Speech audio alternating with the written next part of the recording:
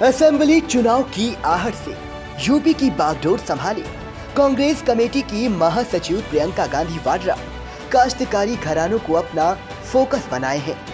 लखीमपुर की हिंसा में दिवंगत काश्तकारों के परिवारों को बड़ी आर्थिक मदद देने के बाद अब वो बुंदेलखंड के ललितपुर में दिवंगत किसान के घर पर हैं।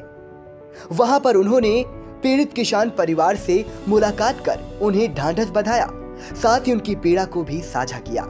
कांग्रेस की राष्ट्रीय महासचिव प्रियंका गांधी वाड्रा गुरुवार रात लखनऊ से ट्रेन से चलकर शुक्रवार सुबह ललितपुर पहुंची और सीधा मृत किसान भोगीपाल के घर का रुख किया।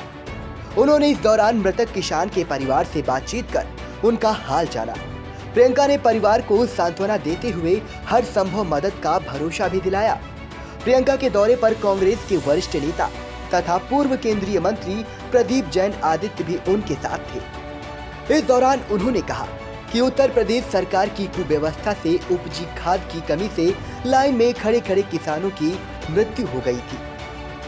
खाद न मिलने से परेशान एक किसान ने तो आत्महत्या कर ली थी। सभी किसानों ने खेती के लिए भारी भरकम कर्ज लिए थे और सरकार की नीतियों के चलते कर्ज के बोझ तले दबते जा रहे थे। खाद न मिलना, मुआवजा न मिलना और फसल बर्बादी से किसानों की समस्याएं बढ़ती जा रही हैं। प्रियंका ने कहा कि उत्तर प्रदेश में बोरियों में कम खाद मिल रही है, खाद के दाम में बढ़ोतरी की गई है। किसान क्या करेंगे, उनके पास बहुत सारी समस्याएं हैं, लेकिन उत्तर प्रदेश सरकार उनकी नहीं सुन रही है। देश में किसान महीनों से सड़कों पर है, कहीं पर तो उनको वाहनों से कुचला जा रहा है। सरकार पूरी तरह से विफल हुई है। सरकार ने किसानों को पूरी तरह से नकारा है। ये केवल 4 परिवार की समस्या नहीं है, बल्कि पूरे बुंदेलखंड की यही समस्या है। इस दौरान कांग्रेस की महासचिव प्रियंका गांधी ने क्या कहा, आप भी सुनिए। देखिए, चर्चा ये हुई कि जो ये 4 परिवार हैं, इनमें से 2 लोगों ने आत्महत्या की है और 2 लोग लाइन में खड़े खड़े इनकी मृत्यु हुई है। खाद के लिए लाइन में खड़े थे, खड़े एक 2 दिन के लिए खड़े थे, 4 दिन के लिए खड़े थे। कहते हैं कि जब लाइन छोड़ते हैं, लाइन छूट जाती है। अगर खाने के लिए घर आए या घर किसी वजह से घर आए तो लाइन छूट जाती है, तो लगातार खड़े रहे। किसी ने, एक जन है जिन्होंने खाना भी नहीं खाया था, तो उनकी खड़े खड़े खाद के इंतज़ार में मृत्यु हो गई।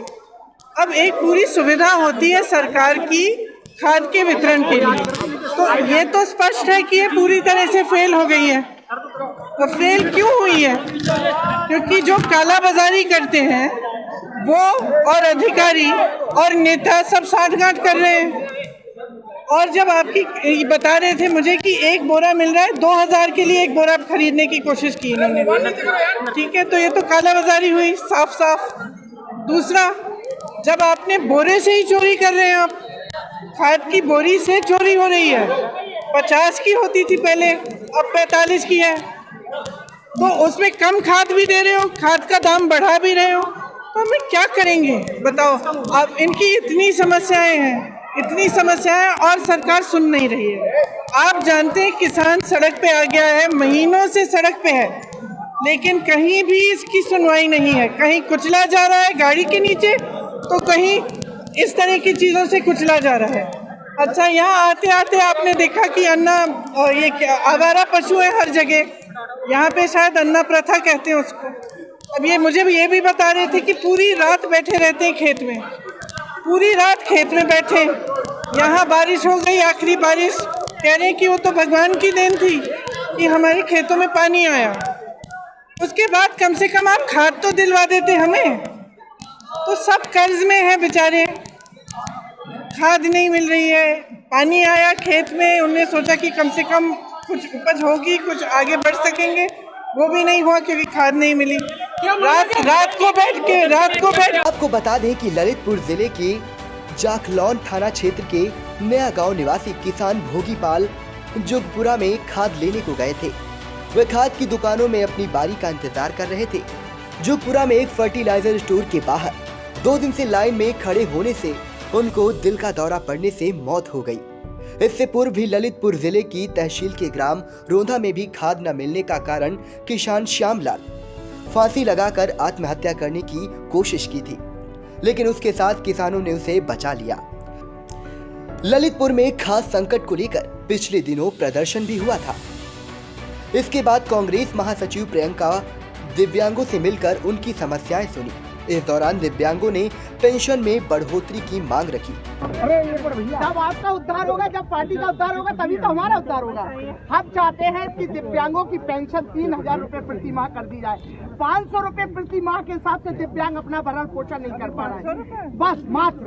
और हमारा परिवार भी उसी में। मैं बुंदेलखंड विकलांग संघ का राष्ट्रीय अध्यक्ष हूँ और मैं कांग्रेस पार्टी से आफ्टर 20 ईयर्स से मैं बिलोंग करता हूँ। लेकिन किसी कारणों के बाद आप जैसे कि गंदगी जो कांग्रेस से निकाल रही है, अब पीछे ये मैंने खरीदा था, लेकिन उससे पहले मुझे सोनिया गांधी जी द्वारा मिला था। जी, राजीव गांधी फाउंडेशन से। और मैं आपके परिवार से बहुत पहले से जुड़ा हूँ।